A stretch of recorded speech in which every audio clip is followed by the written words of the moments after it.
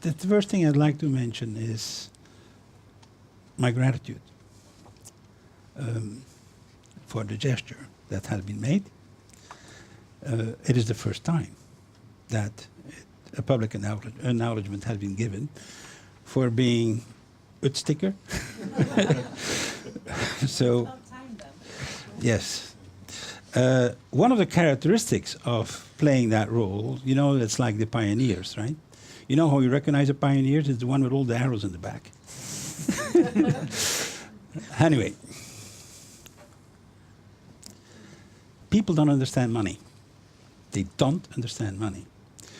And if you have gotten, the more degrees of economics you've gotten, the less you will understand it, because you will have a PhD in economics and never been told what money is or how it works, which is quite extraordinary.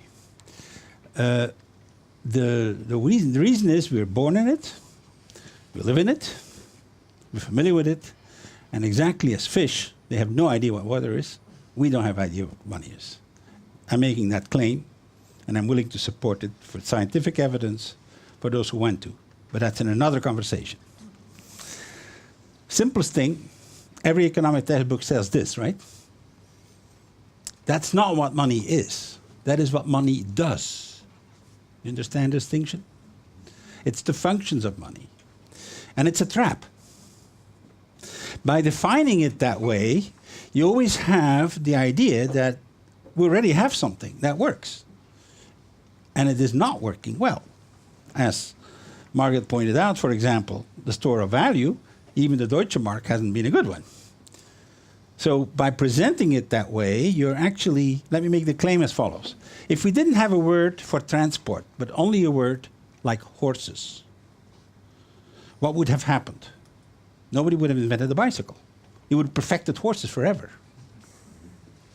And that's the trap that this definition gives. It's already there. This is my definition, my working definition. It's an agreement. It lives in the same space as marriage, or political parties, or nationalities, i.e. it only lives in our head. That does not make it not real. But it's an agreement within a particular community to use something standardized as a medium of exchange. Now, the day that someone invented marriage, the next morning someone invented divorce. Right? So, in other words, by defining it that way, you can change it. By defining it in the previous way, you cannot change it. You see the point? So here is one way of talking about complementary currencies. This is a metaphor. Why do we need systems that work in parallel with the existing system? Well, imagine that the ocean, and here, or your beautiful harbor, is where the normal economy is. That's where all the things that are happening, that's where the money circulates, that's where all the businesses are active and doing their things. There are a bunch of things that are actually sticking out, isn't it? There are unmet needs that are not in there. People don't have enough of this stuff. And there are unused resources. There are lots of things that the economy does not use or doesn't use full time. So a complementary currency is a currency that actually links these two. And that's how it functions in parallel with the existing system. Now you have a commercial example which is well known, which is 45 years old now, invented by American Airlines initially as a gimmick, as a marketing gimmick, which being frequent flyer miles.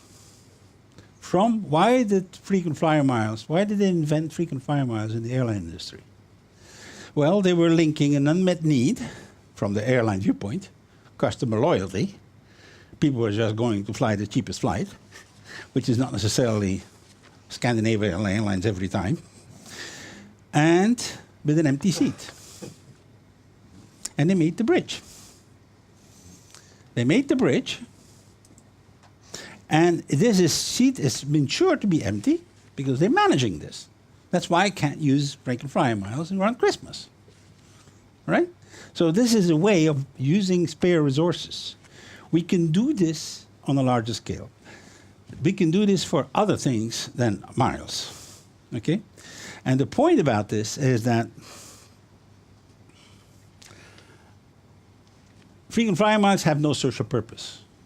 They don't really do anything good for society. They do something good for the airlines, but that's about it. We can use this technology, however, to do things that do matter for society, that do matter for us. Okay? And this thing has proven two things, frequent flyer miles. Number one, it's possible to do very large-scale systems, payment systems, very cheaply. Believe me, if there was an army of clerks behind this, it wouldn't have to be there. This is part of the information age. This is a breakthrough of the information age. And the second thing, it's possible to change behavior of people systemically for a long time. Otherwise, they wouldn't keep doing it.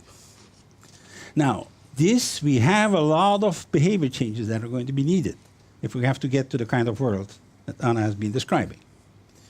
And here's a way of making it happen without making just by rules or by policing, which is not going to work very well, as we well know. I mean, otherwise, drugs would have disappeared a long time ago. So, people have been doing this now all around the world quite extensively, using this technology that I've been describing to solve social problems. This is the number of systems. We're well over 5,000. I stopped counting in 2005 because from 2007, 2008 onwards, this has been exploding. In the US alone, in one type of model, there are 2 new ones every week right now. So, in one type, which is a time dollar system.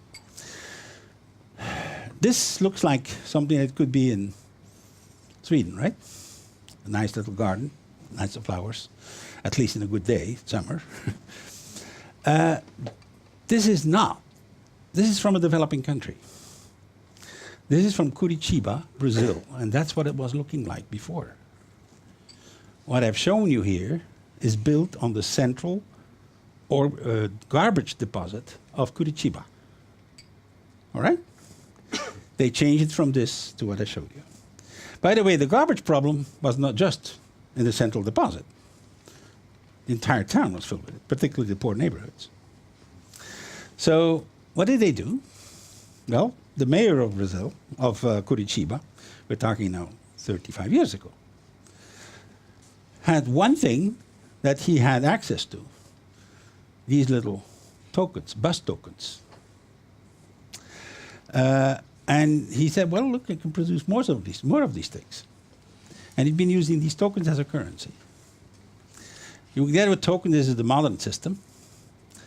You see the buses, you have a tube here, which I will show you in a few minutes how it works. You actually pay to get into the tube, and then you have 10 doors opening out as one block, and in a few seconds, you can move in hundreds of people into the bus, in and out. Here they're leaving on the other side. So that system is world class and has been funded fundamentally with those token systems. What he did is, for a package of garbage that was sorted, you would get a bus token. So, for those who know Brazilian, leixo que não é leixo, that means garbage that's not garbage. They have been using the token system actually with the local farmers, so the token system has become an economy on its own. This was one of the first prototypes of it. This is one of my favorite pictures. When the fish don't bite in Curitiba, they bring back the garbage because they get paid for it. All right? Now, if they could do this 35 years ago, why shouldn't we start thinking about doing something similar?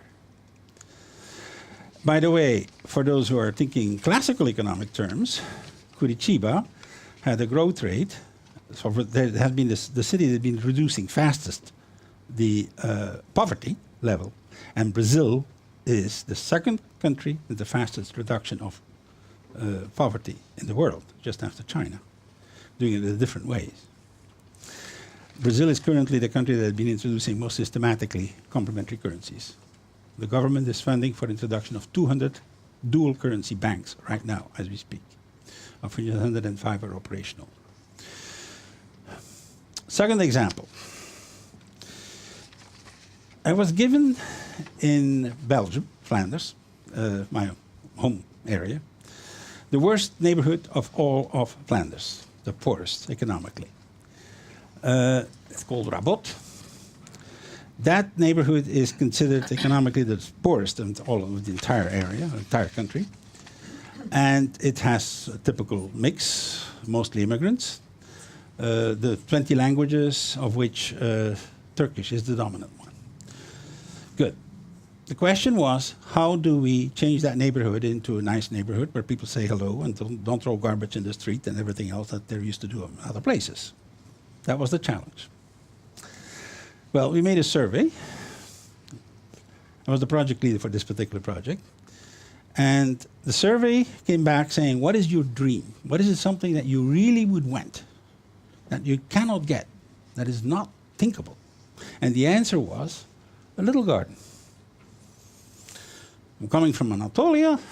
Everybody has land. I learned gardening from my grandfather. I'm frustrated. I'm living in the 14th floor of a building, and I don't have a square meter of green. Good. This is what we produced, or they produced, to be accurate. This is a factory that was in the neighborhood that had gone bankrupt, been erased.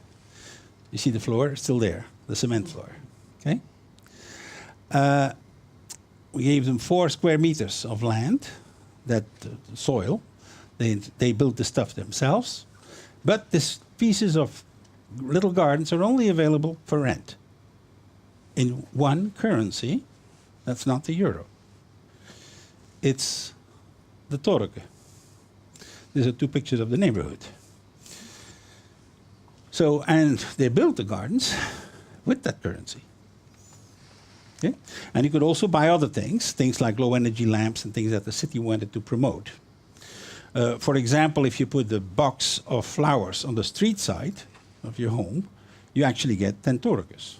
If you put a label, no advertising, on your post office box, you get 1 torque. If you help clean up an area after a football match, you get torques. So you earn it with all kinds of things. And this is what they've been doing. Started cleaning up the neighborhood, erasing all the graffiti, planting new greenery, and maintaining it. For the first time in the history of the city of Ghent, they had more volunteers than they knew what to do with. Okay? They had to invent new programs because there was demand. Now, what's interesting here? Had you paid those people in euros, there wouldn't have been an euro left in the neighborhood immediately. This became more valuable than euros because it realized their dream. You see the point? You can actually create a currency that's more valuable than the national currency. In addition, from the city perspective, the same euro budget had the first year 3 times, and now the second year is completed 20 times more results in the field. Another example from Japan. All our countries are fast aging. Japan was the first country to hit that wall back in the middle 90s. We're now all on the same way. 1.8 million people need daily support. And you cannot pay that with conventional money. Simply not going to happen. So they invented a Furiakipu system, which is a time-based currency. There are now 478 systems operational. And I earn time units for example, doing shopping. Everything that's not covered by national health care is payable in Furiakipu. Okay? And with the Furiakipu, what can I do? Well, first of all, I can get the same kind of services. I have a flu, I call someone up, and someone will pick up my kids or pick up medication or whatever it is that I need that they don't get out. Okay? Or I can send my units to my mother, who lives in another part of the country. And there are 2 clearinghouses that actually send this credit units around the country. This saves a lot of money, including conventional money, because when a person breaks her leg, an elderly person breaks her leg, she's being put in the hospital and to repair the leg, that's paid by the national health care, but then she can go home much quicker because there's a support system available. Time banking is a similar idea which has been developed since the 1980s in America. There are now 400 systems operational. The mayor of the city of London of New York, Bloomberg, has endorsed the time banking system and promoted it. The largest system in America is now in New York, dealing with healthcare issues. Time banking has been officially declared tax exempt in America. The reason being that it solves problems that otherwise would cost a lot of dollars. And it does it at no cost to the government. Spontaneously bottom up. I think we should think about these aspects. When it costs you more to solve it with conventional money, this is the way to go. The Weerbank was already mentioned by Margrit. This is from 1934. It was started by 17 business people at the time. This is a business-to-business system. And what happens, there have been 3 studies done proving that the secret for the stability of the Swiss economy. Have you ever thought of why it's not curious that when you take a bunch of Germans, add a bunch of Frenchmen, and put a sprinkling of Italians on top, suddenly the whole thing is more stable than the 3 countries where they come from? You know, why is that? And I can guarantee it's not the chocolate, because we have better chocolate in Belgium. Right? So, what's the explanation? Well, let me explain in a few words. If you give a normal business guy the choice between Swiss franc, 1,000 Swiss franc and 1,000 Wien, and they have the same value, he will always take the Swiss franc. However, when you are in a boom period, therefore, and you come into my shop and you want to buy with Wien, I'm going to say come back next week. However, when you're in a recession period, I'll grab it. So the system automatically actually stabilizes the economy. It's a counter-cyclical thing, as this has been proven macroeconomically stabilizing the Swiss economy. And nobody ever talks about it. Quite remarkable. The last example I'm going to give is one that was involved in Lithuania and is being introduced this year. Lithuania has the first woman president now. And she said she wants to have the country become a learning country. She wants foreigners to come to Lithuania to learn something. Of course, she couldn't offer the warm beaches or the Greek temples or other Egyptian pyramids to attract the tourists, but fine. But that's her objective. Now, one way would be that Lithuanians, who are typically bilingual now, with bilingual Lithuanian-Russian or Lithuanian-Polish, want to become trilingual, with a language that would be more important for the future. So that's what they want to become trilingual. The other thing is proficient in internet use. And finally, have more intergenerational contacts, which I think are objectives that Sweden could be comfortable with. Now, there are 2 comparative advantages. One of them, this one, Sweden was the most cabled country until 2010. In Lithuania is now, since 2011. So that's one of the advantages. And the second one is the penetration of mobile phones, 120%. So even the babies walk around with mobile phones. Actually, no. What happens is that everybody has a double SIM card. Okay? So that is the positive points that were used for the design of what I'm going to explain. And it is starting by getting out of the box of the usual way of teaching. It starts with a dream. So we have a citizen and a dream. I had a 16-year-old whose dream was to go learn Vipassana Buddhism in Burma. Okay? I had a 15-year-old girl whose dream was to spend a weekend with her hero, who was a Nobel Prize of Physics. Why? So, why not? Start with a dream. They create the Lithuanian foundation that will be the learning foundation. And they made a contract. The contract says, if you want to go to Burma and do what you want to do there, that will cost you 3,000 Doras. 3,000 hours of teaching or learning. And you can start doing that. And the Dora flows are in red here. And by the way, all the Dora account is the mobile phone number. Everybody has one. Okay? So already the system is in place. All the non-profits can get involved to the extent they have a learning component, and most of them do. They could start playing the same role in the Dora world that conventional businesses do in the dollar or in the Lietaer world or in the Swedish krona world, another conventional economy. Because they organize activities of people that actually include a learning component. For example, organize English learning, if that's what you want to do. Now, at a certain point, the kid has the 3,000 Doras. He brings them back to the Learning Foundation, and they realize his dream. They do the resources, the contacts. They're going to make a calling for all the miles that are not used in Lithuania to fund the project for the component of airline tickets. So this is one of the projects. As we all know, the kids are a lot better than we are, certainly than I am, in terms of playing with the internet. So you can actually have kids and adults, or senior adults, both earning Doras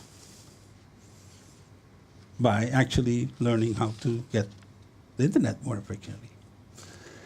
A second example is for kids below that age, first primary school. They go and interview someone who is over 80 and ask one question. What did you learn in your life that's useful for my life? And record that, an audio, make a multimedia product out of that, make a whole, but if it's just an audio tape, you get 50 Doras. If you have a multimedia product, it's 250 Doras, and so on. And every year we have a competition for the 10 best contributions to the Wisdom Archive, and they get 10,000 Doras. Cost to the government, 0. Right? We could have lots of other examples. I'm not going to. One of them is business-to-business systems. We now have a better model than the WIR, which is actually operational in Brazil and in Uruguay. It's a convertible business-to-business currency, convertible into national currency. We need a global currency that's nobody's national currency and programs corporations to think long-term, one of the problems that were identified by Margrit. The dual currency banking as a poverty reduction system, and so on. Why is this particularly relevant now? Well, one picture replaces a lot of words. You can look from the political right to the political left, or from the top to the bottom, but the picture is pretty homogeneous. We are an MS in the monetary domain. And by the way, it's not just the euro.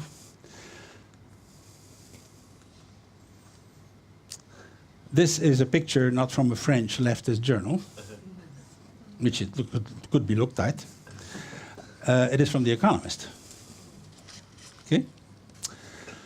The third thing is that conventional solutions don't work anymore. Good old Bernanke, you mentioned that the central banks have been doubling the quantity of money that has been in the last 5 years compared to Adam and Eve to 5 years ago. You are aware of this? And it doesn't work. It doesn't get going anymore. And finally, there is another dimension. If you compare all patriarchal societies in history, Sumer, Babylonia, Greece, Rome, and since the Renaissance time, the Western world, they all have been using the same currency system. A monopoly, top-down, with interest. This has been making possible the Industrial Revolution. I claim it wouldn't have happened without that system. But it also generates booms and busts, it concentrates wealth, and it is incompatible with community building. Now, if you want to know whether in a patriarchal society or not, there's a simple way. It's the image of the divine. If the divine is seen as a guy with a beard who has done it all without a girlfriend, you're probably in a patriarchal society. Okay? Matrifocal societies, societies that honor feminine values, and again, the shortcut is look at the image of the divine. In Egypt, the nice role was played by Isis. She saved Osiris, who got in trouble several times, out of love. Or in the Central Middle Ages, the cathedrals were built for the Black Madonnas. The little figureheads, this is the one from Catalonia. There were literally thousands of these strange statues that were for whom people built entire cathedrals. Our Lady was the representation of the divine. Well, in those societies, you always had dual currencies. You had the official system for long-distance trade that were using same currency as this one. And then you have a bottom-up currency. They were different in the Middle Ages and in Egypt, but they provided economic stability that lasted centuries. The little people had the highest standard of living during these periods. This is true in Western Europe. I can provide statistics of it if they were interested. I think it's time to rebalance the masculine and the feminine energies. I think it's time to build together and get out of the old models. And we have the technology to do it. This is something that is now available very cheaply. We're just get out of our idea that we need to do everything with a single currency that is created currently by the banking system. Thank you very much.